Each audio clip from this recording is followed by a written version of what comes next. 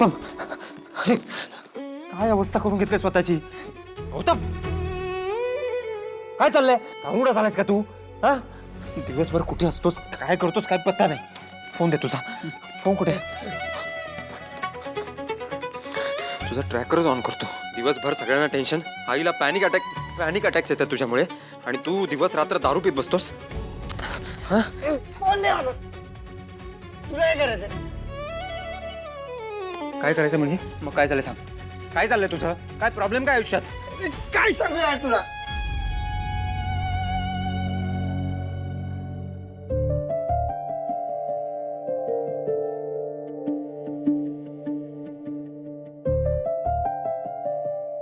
गौतम, काय झालंय?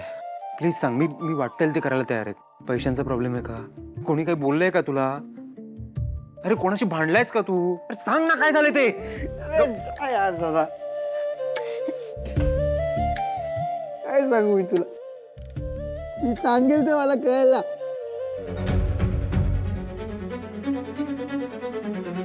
कोणाबद्दल बोलतोस तू? मुलीच्या भानगडीत पडलायस गौतम, म्हणून स्वतःची अशी घाणेरडी अवस्था करून घेतल्यास? लाज वाटते तुला? हा, कोण होतास तू गौतम? हे काय झालंय तुझं?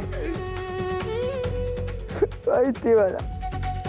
तोच तर प्रॉब्लेम आहे ना. पैशामुळे मुलीचा प्रॉब्लेम आहे आणि माझा प्रॉब्लेम आहे. तुला काय करायचंय?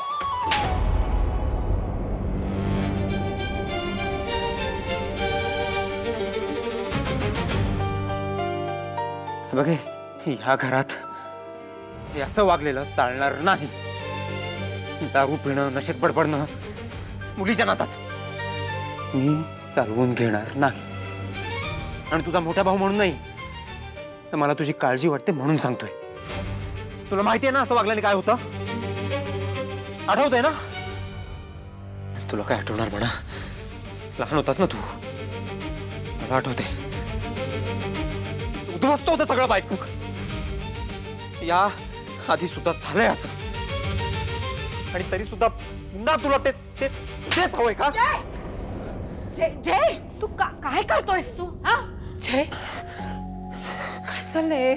तू तू तू दारू पिऊन आला म्हणून तू त्याला मारणार? त्याला समजवायचं ना रे. अशाने कुटुंब उद्ध्वस्त होतात.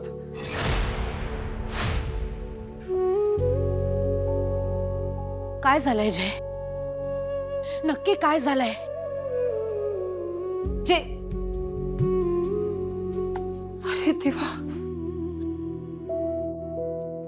तेजस्विनी, भावाभावांमध्ये भांडण व्हायला नको ग.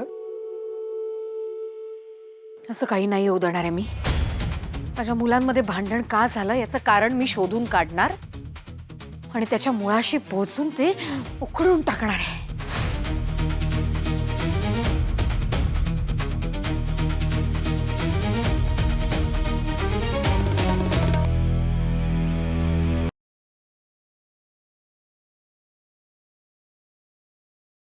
Tonight